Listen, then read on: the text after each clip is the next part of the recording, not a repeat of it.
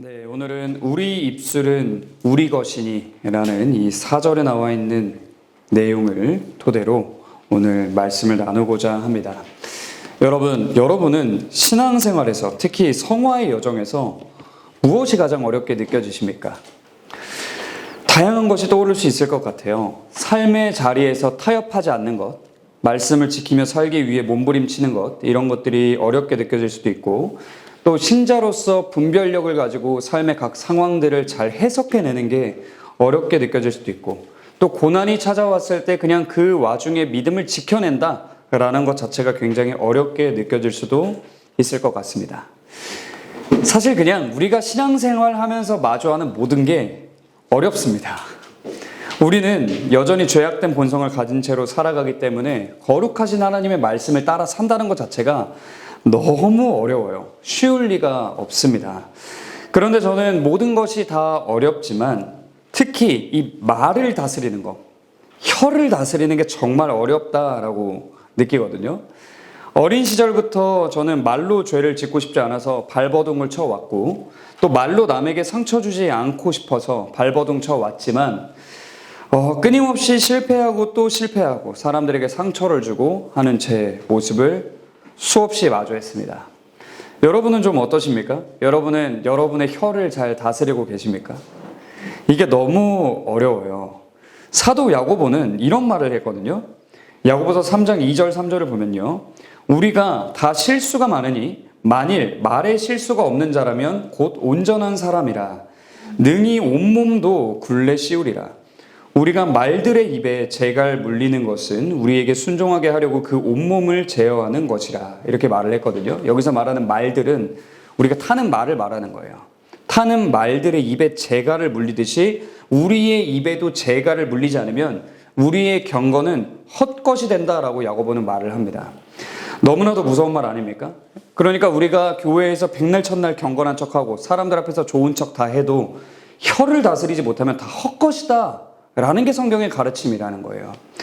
그런데 현실을 보십시오. 우리는 어떤 시대에 살고 있습니까? 진짜로 이 혀를 다스리기 어렵게 만드는 시대 속에 살고 있습니다. 아주 먼 과거부터 생각을 해보면 고대 시대에는 사실 말이라는 게 오늘 같은 개념이 아니었습니다. 그 당시에는 그냥 단순한 의사소통이 아니라 말을 한 사람의 내면의 영혼을 비추는 거울이다라고 인식을 했어요. 그렇기 때문에 누군가에게 저 사람 참 말을 잘해 라는 건 그냥 언변이 화려한 사람을 이야기한 게 아니라 저 사람이 참 덕을 갖춘 사람이다 라는 뜻으로 저 사람이 말을 잘한다 라고 이야기를 했던 겁니다. 그러니까 고대로부터 인간은 언어 습관을 다듬는 것을 내면을 성찰하고 다듬는 과정이다 라고 보아왔다는 거예요. 이러한 사상과 정신은 모든 시대로 이어져 왔고, 교회 역시 교만한 말과 과시적인 말을 경계했고요, 성경에 따라 겸손하고 경건한 말, 즉 덕을 세우는 언어 습관의 중요성을 강조했습니다. 그리고 16, 17세기에 이르렀을 때 윌리엄 퍼킨스, 존 오웬, 리처드 백스터 같은 청교도들은 이 언어 절제를 매우 중요한 경건의 문제다라고 다루면서 탁월한 저작들을 쏟아내기 시작을 했습니다. 그리고 또 한 가지 다른 측면을 살펴보면 과거 인간 사회에서는 개인의 감정보다 공동체의 평화와 관계의 조화가 우선시됐기 때문에 언어라는 것 역시 개인적인 걸로 생각하지 않았습니다. 언어는 곧 공동체 중심적인 거였어요. 그래서 내가 하고 싶은 말이 좀 있더라도 공동체를 고려하고 듣는 사람의 입장을 고려해서 말을 조심하고 아끼는 것을 당연하게 여겼습니다. 그리고 사실 우리나라도 불과 10년, 20년 전반에도 이런 문화가 많이 있었는데 많이 바뀌었어요. 오늘날은 어떻습니까? 공동체보다 개인의 중요성을 강조하면서 참지 말고 표현해라, 할 말 하고 살아라, 네 감정에 솔직해져라 라는 슬로건들이 강하게 대두되기 시작했습니다. 그러면서 어떤 일이 일어났냐, 절제 없는 표현마저도 미덕인 것처럼 포장하기 시작을 했어요. 그래서 사람들에게서 말에 대한 책임감은 완전히 사라져버렸고, 책임 없는 자유를 누리는 가운데 생각 없이 그냥 떠오르는 대로 말하기 시작했습니다. 그게 현재 오늘날 우리가 살아가고 있는 이 현실이에요. 그리고 우리는 이 부분에 대해서 의심해 봐야 됩니다. 특히 청소년들, 우리 10대 친구들은 의심해 봐야 돼요. 여러분, 하고 싶은 말 다 하면서 삽니까? 그게 정상적인 걸까요? 과거로부터 인간의 역사를 보면 자연스러웠던 적이 단 한 번도 없습니다. 현대인들이 가지고 있는 이러한 언어 습관은 시대가 달라졌다고 그냥 자연스럽게 받아들이고 넘어가면 될 그런 문제가 아니라 우리의 경건의 문제다라는 걸 이해할 필요가 있습니다. 우리가 신자라면 시대의 흐름에 올라타서 그냥 받아들이고 살면 안 됩니다. 그게 어떤 것이든 어떤 문화가 나타나든 시대를 막론하고 언제나 변함없이 불변하는 하나님의 말씀 위에 우리가 올라타고 그 말씀으로 나를 맞춰서 교정시켜 나가야 하는 거예요. 우리의 언어 습관도 똑같습니다. 그리고 오늘 우리가 살펴볼 이 시편은 바로 이러한 말에 대한 이야기를 담고 있다라는 것을 우리가 알 수 있습니다. 그래서 오늘은 다윗의 시편인 시편 12편을 통해 다음의 세 가지를 살펴보려고 하는데요. 첫째로 이 당시 다윗이 마주하고 있었던 현실은 무엇이었는가? 이 다윗의 현실에 대해서 한번 이야기를 해볼 거고요. 둘째로는 이러한 현실 속에서 다윗은 어떠한 믿음을 보였는가를 살펴보면서 다윗이 가지고 있던 믿음의 내용을 한번 살펴보도록 하겠습니다. 마지막 셋째로는 그렇다면 오늘날 우리는 구체적으로 어떤 삶을 살아야 하는가, 이 부분에 대한 이야기를 해보도록 하겠습니다. 자, 그럼 첫째로 이 당시 다윗이 마주하고 있었던 현실은 무엇이었는가? 자, 먼저 1절과 2절 같이 한 목소리로 한번 읽어볼까요? 같이 읽겠습니다. 시작. 여호와여 도우소서. 경건한 자가 끊어지며 실수한 자들이 인생 중에 없어지나이다. 그들이 이웃에게 각기 거짓을 말하며 아첨하는 입술과 두 마음으로 말하는도다. 아멘. 자, 이 시편이 기록되었던 당시 다윗이 어떤 상황이었을까라고 했을 때 이때는 다윗이 통치하던 시기로 보입니다. 그리고 이 시기에 다윗이 사울의 신하들을 이렇게 본 거예요. 그랬더니 어떠냐? 이 사울의 신하들 중에 경건한 자가 없고 충실한 자가 없었던 겁니다. 그래서 하나님께 충실한 의인들, 곧 자신과 같은 신자들은 오히려 그들로부터 박해를 당하고 있는 상황이었던 거예요. 이런 상황 속에서 그럼 다윗은 신뢰하고 의지할 만한 사람이 주변에 있었을까요? 없었을까요? 없었다라는 거예요. 그래서 아무도 내 편이었고 아무도 내 마음을 열어서 이야기를 할 사람이 없는 이런 상황이었기 때문에 다윗은 마음이 굉장히 괴로웠습니다. 그렇다면 구체적으로 다윗의 주변 사람들은 어떻게 악했냐? 자, 2절을 보면요. 그들이 이웃에게 각기 거짓을 말하며 아첨하는 입술과 두 마음으로 말하는도다 라고 이야기를 하거든요. 무슨 말이냐? 이 주변에 있는 사람들은 거짓과 아첨을 일삼는 자들, 곧 두 마음을 가진 자들이었습니다. 한번 생각해 보십시오. 하나님 앞에서 살아가는 참된 신자는 입술과 마음이 어떻게 되어 있을까요? 하나로 딱 통합이 되어 있습니다. 그런데 죄악된 본성에 따라 살아가면서 최후 심판의 날을 향해 전속력으로 달려가고 있는 악인들은 말과 마음이 그리고 행실이 일치하지를 않습니다. 그래서 청교도 매튜 헨리는 이런 악인들의 모습을 어떻게 설명했냐면 악의와 거짓의 복합체인 마귀의 완전한 형상이다라고 표현하기를 주저하지 않았습니다. 완전히 마귀 그 자체라는 거예요. 아무튼 다윗은 주변에 도무지 믿고 신뢰할 사람이 없었던 겁니다. 친구도 못 믿고 지도자도 못 믿고 그 누구도 믿을 수 없었습니다. 주변에 누구를 봐도 사울에게 잘 보이려고 아첨하게 바쁜 자들밖에 없었고 개인의 유익을 위해서라면 죄와 타협하고 죄를 짓는 것, 양심을 거스르는 것조차 부끄러워하지 않는 사람들로 가득했던 겁니다. 그런데 이런 상황에서 다윗이 도대체 누구를 믿고 신뢰할 수 있었겠냐라는 거죠. 그런데 다윗의 이러한 상황은 오늘날 우리가 마주하고 있는 현실과도 굉장히 비슷합니다. 우리 주변을 보십시오. 성공하기 위해서 뭐라도 하는 사람들이 정말 많습니다. 그냥 다 합니다. 경건하지 못하고요. 거짓을 말하고 아첨합니다.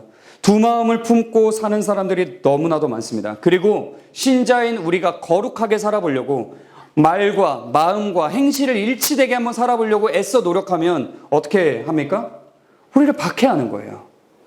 다윗의 때와 굉장히 비슷합니다. 사람들이 이렇게 말하죠. 신앙도 좋다. 신앙 좋지. 너가 하나님 믿는 거 좋다 이거야. 그래도 시대를 좀 읽을 줄 알아야 되지 않겠니? 적당히 해야 되지 않겠니? 정신은 좀 차려야 되지 않겠니? 이런 식으로 각양각색의 비난이 우리에게 찾아오면서 우리를 괴롭힙니다. 이러한 현실에 대해서 찰스 스펄전 목사님이 이런 표현을 사용해요. 우리가 거짓말하는 자들 틈에서 사는 것보다. 여기서 거짓말하는 자들이 누굽니까? 진리를 왜곡하고 하나님이 없다 말하고 성경의 가르침을 부인하는 자들이 모두 거짓말하는 자들이죠. 이런 거짓말하는 자들 틈에서 사는 것보다 차라리 사자들 가운데서 사는 것이 낫습니다 라고 이야기를 했어요. 정말 그렇지 않습니까? 우리의 주변에 신뢰할 만한 의인이 없고 경건하고 충실한 자가 너무나도 없어 보일 때 신자인 우리의 마음은 미치도록 외롭고 미치도록 괴롭습니다. 그리고 본문 속 다윗이 그랬던 것처럼 우리가 그렇게 엄청난 고통을 겪게 된다라는 겁니다. 그렇다면 우리는 이러한 외로움과 괴로움 속에서 어떤 믿음의 내용을 붙들어야 할까요? 두 번째 이야기를 해보겠습니다. 이 현실 속에서 다윗은 어떠한 믿음을 보였는가? 3절에 이렇게 고백합니다. 3절 같이 한번 읽어볼까요? 같이 읽겠습니다. 시작. 여호와께서 모든 아첨하는 입술과 자랑하는 혀를 끊으시리니. 아멘. 다윗은 지금 의지할 사람이 하나도 없는 괴로운 현실 속에 던져져 있었지만 자신이 지금 마주하고 있는 이 상황을 결론이라고 생각하지는 않았습니다. 이것을 공의로우신 하나님의 영광이 만천하에 드러나는 최종 결론을 향해 달려가고 있는 과정 중의 일부다. 그 과정 어딘가에 있다라고 생각을 했습니다. 다윗이 생각하는 결론은 너무나도 분명했던 거예요. 하나님은 무한히 공의로우시기 때문에 악인들을 절대로 그냥 내버려 두실 수가 없겠죠. 이걸 믿기 때문에 그러므로 하나님께서 보시기에 가장 좋은 때에 하나님께서 친히 그들의 아첨하는 입술과 자랑하는 혀를 끊으심으로써 영광을 드러낼 것이다 라는 걸 당연한 결론으로 받아들였던 겁니다. 너무나도 분명한 결론이었던 거예요. 그리고 다윗은 이 결론을 자신이 아무리 괴로운 상황에도 믿어 의심치 않았다라는 거죠. 그리고 이게 오늘날 우리에게도 필요한 믿음입니다. 사람들이 우리를 조롱해오고 비난해오고 우리를 핍박할 때, 우리가 신앙을 지킨다는 이유로 핍박할 때 우리에게도 이 믿음이 있어야 된다는 겁니다. 이게 결론이 아니다. 우리는 과정 중에 있구나. 하나님께서는 악인들을 반드시 치신다.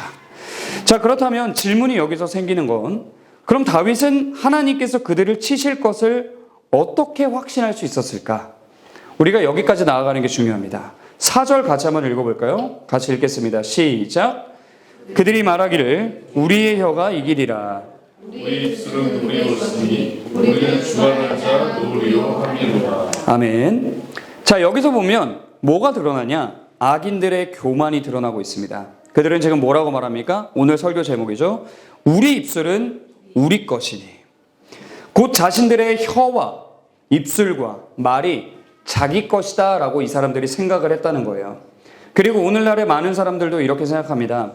내 입술이 온전히 내 건 줄 알고 내가 내뱉는 말이 다 내 말인 줄 알아요. 여러분도 혹시 그렇게 생각하십니까?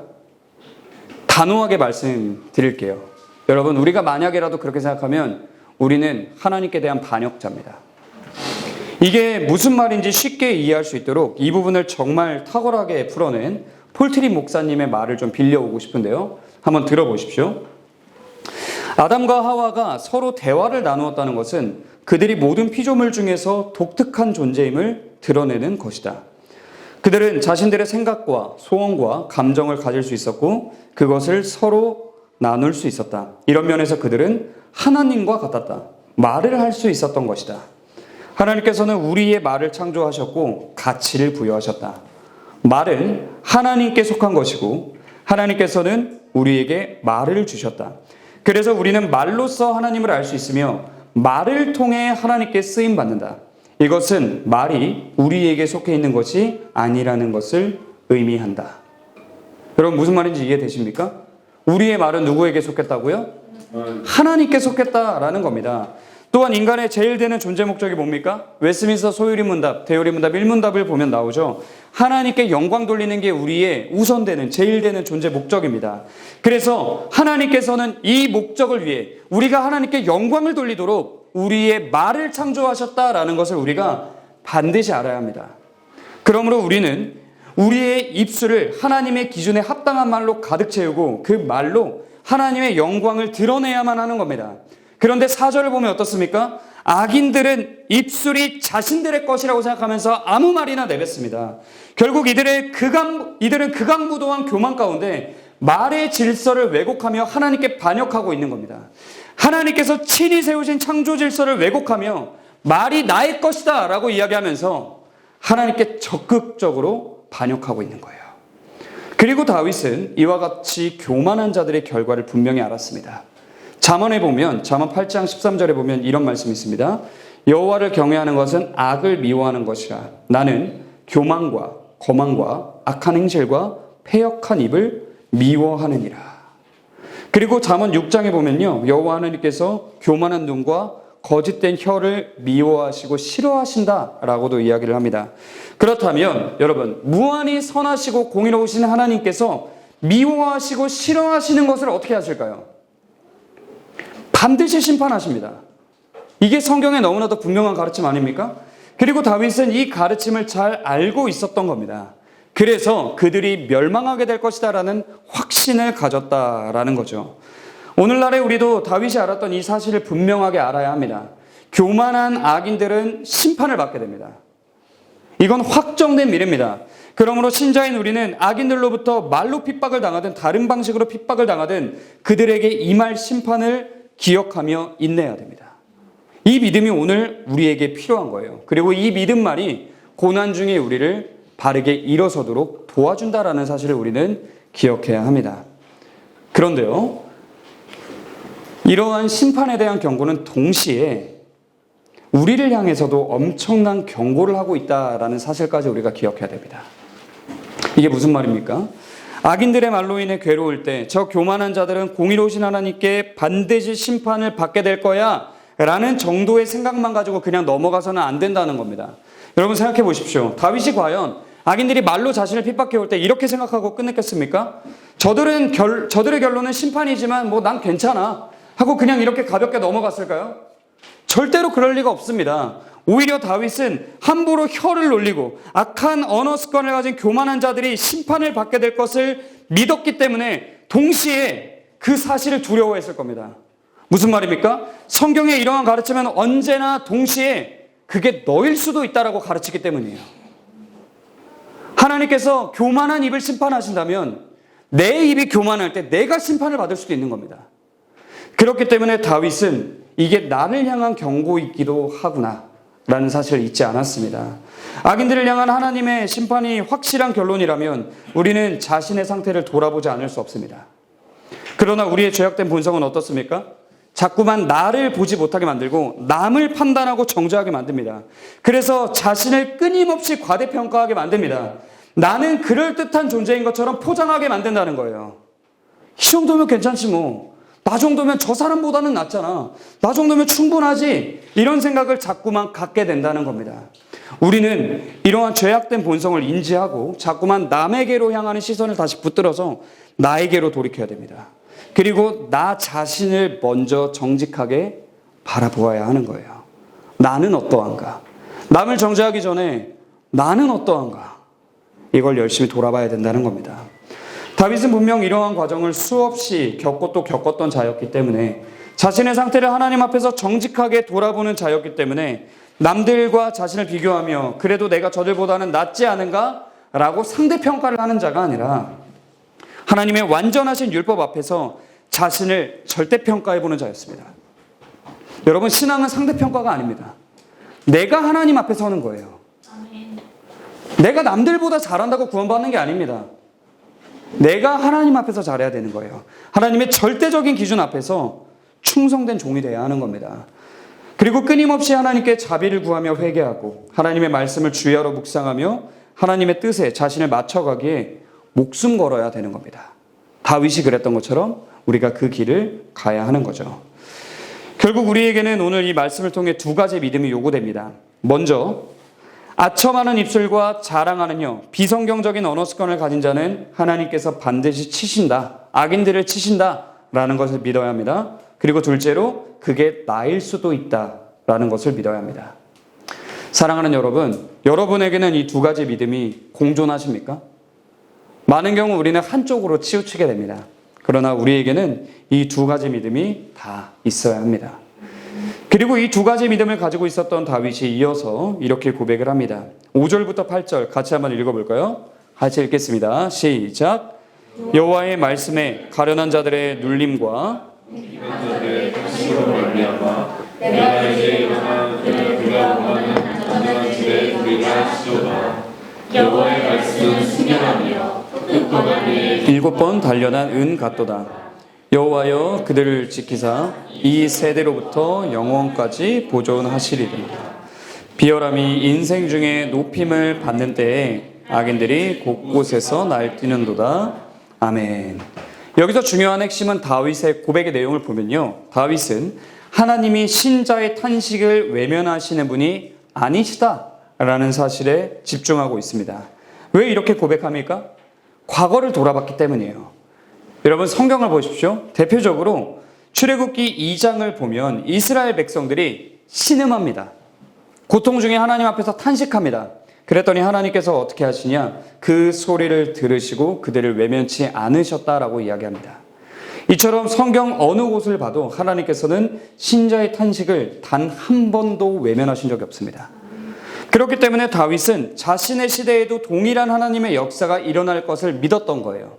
내가 하나님 앞에서 탄식할 때 하나님께서 나의 탄식을 들으신다 라는 사실을 믿었기 때문에 지금 하나님께 나아가서 탄식하고 있었던 겁니다.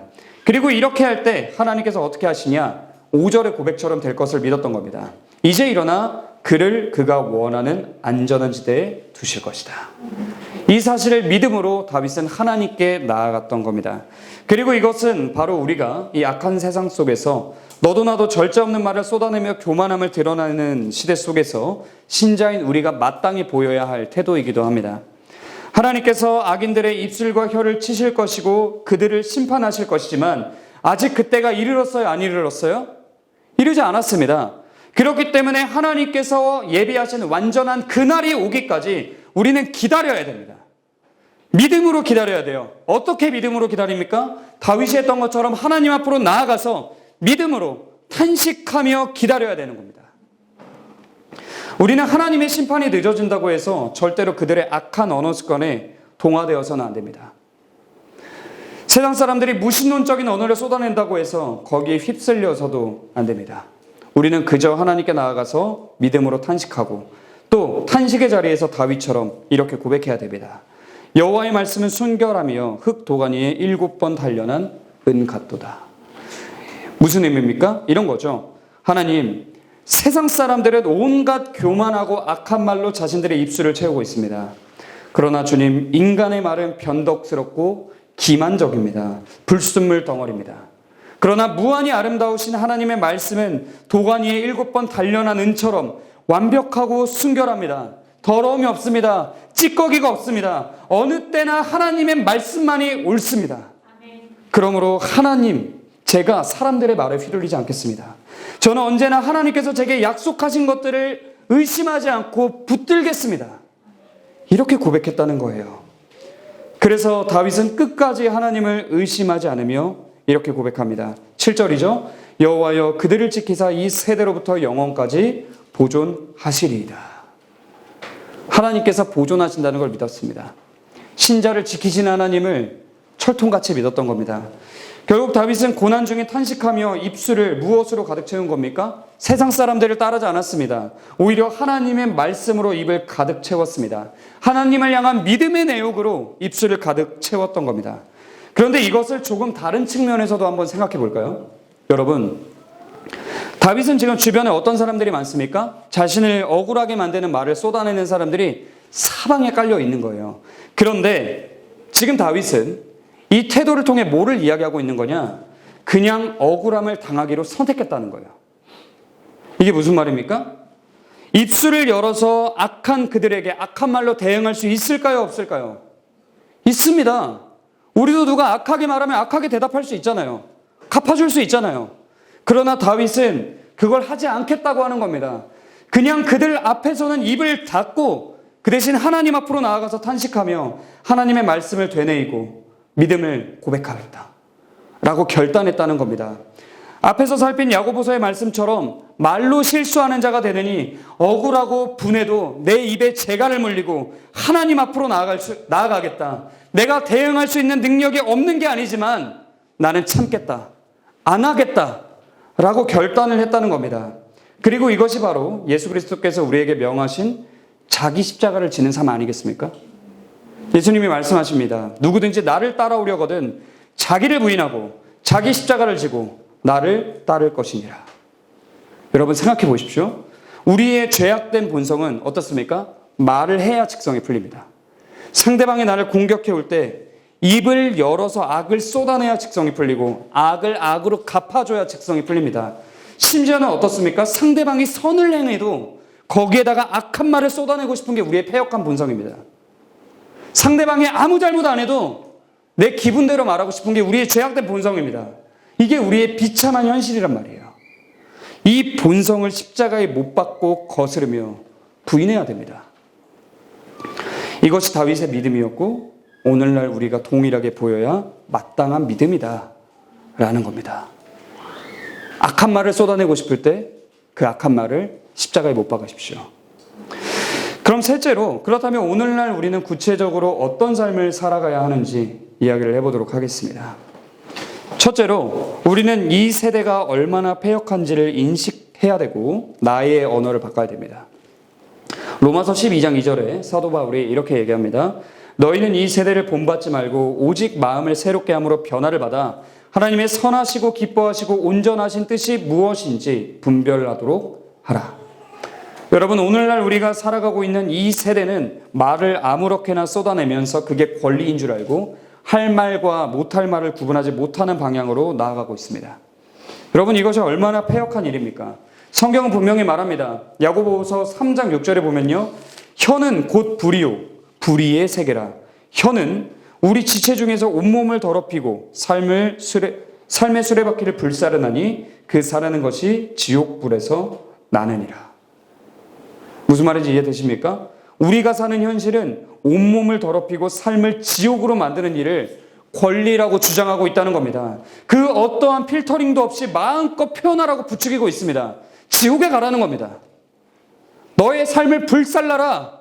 지옥불을 경험해봐라. 라고 말하는 악하고 패역한 시대에 사실상 우리가 살아가고 있는 겁니다. 이런 상황이 이어지다 보니까 불신자들 뿐만 아니라 신자들의 언어 습관도 함께 망가지고 있습니다. 그리고 야고보서는 이것이 얼마나 큰 문제인지를 자각해야 한다고 이렇게 가르칩니다. 야고보서 3장 8절부터 10절입니다. 혀는 능히 길들일 사람이 없나니 쉬지 아니하는 악이요 죽이는 독이 가득한 것이라. 이것으로 우리가 주 아버지를 찬송하고 또 이것으로 하나님의 형상대로 지음받은 사람을 저주하나니 한 입에서 찬송과 저주가 나오는도다. 내 형제들아, 이것이 마땅하지 아니하리라. 여러분, 우리가 교회에서는 하나님에 대해 이야기합니다. 찬양을 부릅니다. 그리고 집에 돌아가서는 하나님의 형상인 가족들에게 악한 말을 쏟아냅니다. 상대를 위한 말이라는 핑계로 내 감정을 그냥 다 쏟아내고요. 그렇게 해놓고 다 너 잘되라고 하는 말이야 라는 가짜는 핑계를 댑니다. 그런 게 어디 있습니까? 솔직히 내가 편하려고 하는 말이잖아요. 나를 생각하기 때문에 하는 말들이거든요. 이런 최악의 언어 습관들을 반드시 바꿔야 한다는 거예요. 앞서 잠시 언급했던 폴트리 목사님이 한 책에서 자신의 딸을 혼낸 후에 자기의 모습을 돌아보면서 하나님 앞에서 느낀 점에 대해서 한 책에 이렇게 써놨거든요. 한번 들어보십시오. 내 말은 책망의 어투였으며 거칠었다. 딸아이를 사랑하는 마음에서 나온 것이 아니라 나 자신을 사랑하는 이기적인 마음에서 나오는 말이었다. 나는 딸을 이해하기 위해 그 자리에 있는 것이 아니었다. 단지 내 분노를 표출하기 위해서 있을 뿐이었다. 내가 딸에게 말했던 방법에서 드러난 문제점은 마치 하나님처럼 딸아이의 방에 들어갔다는 것이다. 내 모습은 전혀 하나님의 권위 아래 있지 않고 내 삶과 딸의 삶에 임하시는 하나님의 뜻을 나타내는 진심 어린 마음에서 우러나온 말의 태도가 아니었다. 이게 우리의 일상적인 모습 아닙니까? 이처럼 우리는 집에서든 밖에서든 수많은 대화에서 사실상 하나님을 비난하는 자리에 앉게 돼요. 왜 그렇습니까? 우리가 막말을 쏟아낼 때 그 사람이 어떤 사람입니까? 하나님의 형상으로 창조된 사람입니다. 그렇기 때문에 우리는 사실상 그 사람을 저주하게 되고 그것을 통해 하나님의 창조를 믿지 않는다는 것을 몸소 드러내는 것이 됩니다. 하나님의 창조물을 모독하면서 내가 하나님을 믿는다라고 말하는 건 모순입니다. 그리고 이게 하나님의 권위에 도전하는 것이다 라는 걸 우리는 알 필요가 있습니다. 이것을 잘 자각하고 우리는 이 세대를 거슬러서 반드시 언어 습관을 성경적으로 바꿔야만 합니다. 그리고 둘째로 우리는 상대방의 악독한 말에 바르게 반응하는 법을 배워야 합니다. 신자인 우리가 앞으로 불신자들로부터 어떤 조롱과 비난을 듣게 될지, 어떤 악독한 말을 듣게 될지 상상도 다 되지 않습니다. 저와 여러분은 끊임없이 조롱을 당할 것이고 끊임없이 핍박을 당할 것입니다. 그런 일은 우리가 이 땅에서 살아가는 동안 쭉 있을 것인데 이때마다 우리는 어떻게 반응해야 되냐? 오늘 본문 속 다윗처럼 해야 됩니다.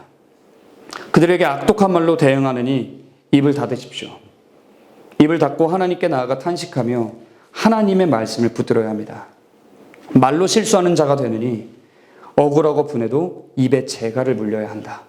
말을 아껴야 한다라는 겁니다. 그런데 여러분, 사실 진짜 문제는 불신자들이 우리에게 악독한 말을 할 때가 아닙니다. 그건 뭐 괜찮아요. 그러려니 하지 않습니까? 아유, 저 사람이 불신자라 그렇지 뭐 어쩌겠어. 기도해 줘야지. 이렇게 되는데 언제가 문제입니까? 나와 같은 신자가, 심지어 내가 너무나도 사랑하는 신자가, 가족이 나에게 악독한 말을 할 때 미치도록 마음이 복잡해집니다.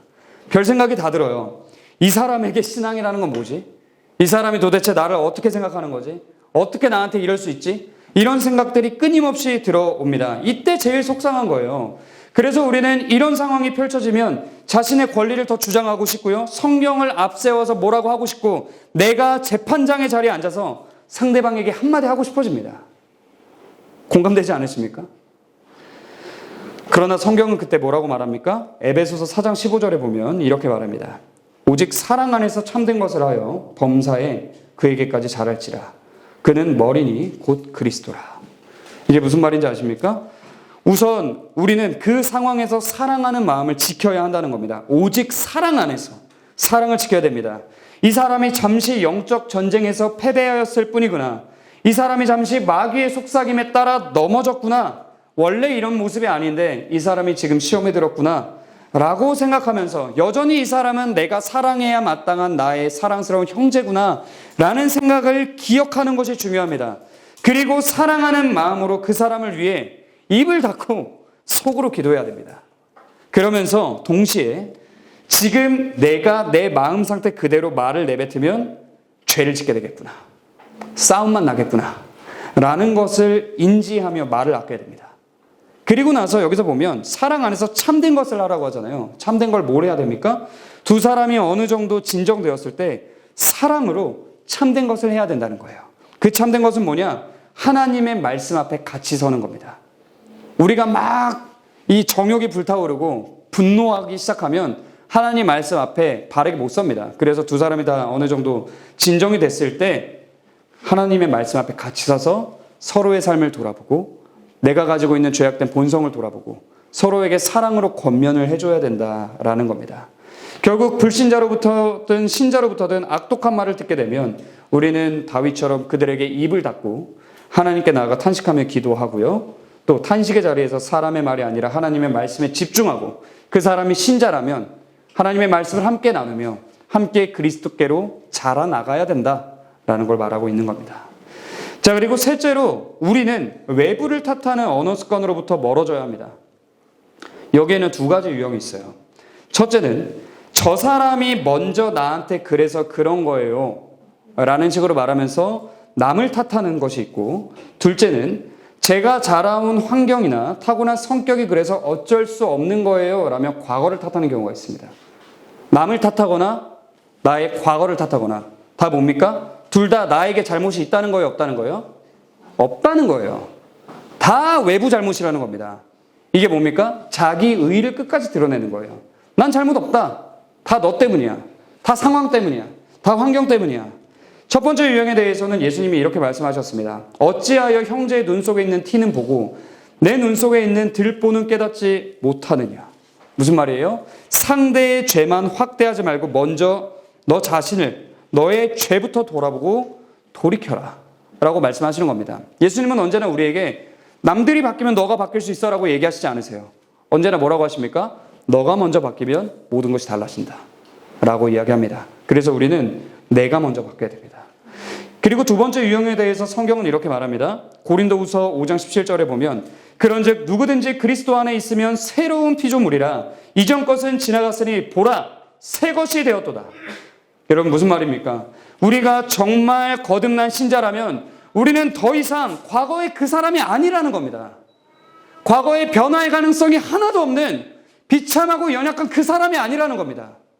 여전히 우리는 이 땅에서 부족하지만 우리는 새로운 피조물이 됐다는 거예요. 물론 여전히 우리는 무능합니다. 변화할 능력 하나도 없습니다. 그러나 새로운 피조물이 된 우리 안에 누가 내주하십니까? 성령께서 내주하신다는 거예요. 그 성령께서 내주하시며 우리 안에서 역사하시기 때문에 우리가 변화할 수 있다는 겁니다. 이 일을 위해서 예수 그리스도께서는 십자가 위에서 죽으셨고 소망 없는 우리에게 소망을 주셨음을 잊지 말아야 합니다. 예수님이 그냥 구원 이제 그냥 잘 살아봐 이렇게 하신 게 아니라는 거예요. 그러므로 우리는 모든 종류의 외부 탓을 버리고 나의 죄악됨부터 직면하며 변화를 이끄시는 성령의 도우심에 의지해야 마땅합니다. 그렇게 장기적이고 점진적인 회복의 과정에 소망을 가지고 뛰어들어야 합니다. 우리의 언어는 회복돼야 됩니다. 하나님께 영광을 돌리는 언어로, 하나님께서 기뻐하시는 사랑의 언어로 반드시 회복되어야 합니다. 성령께서 여러분 안에 내주하시기 때문에 이 일이 가능합니다. 탓하지 마십시오. 우리는 성령께서 내주하시기 때문에 변화될 수 있습니다. 이제 말씀을 마치려고 합니다. 여러분 시편 12편 이후에는 어떤 일들이 일어났을까요?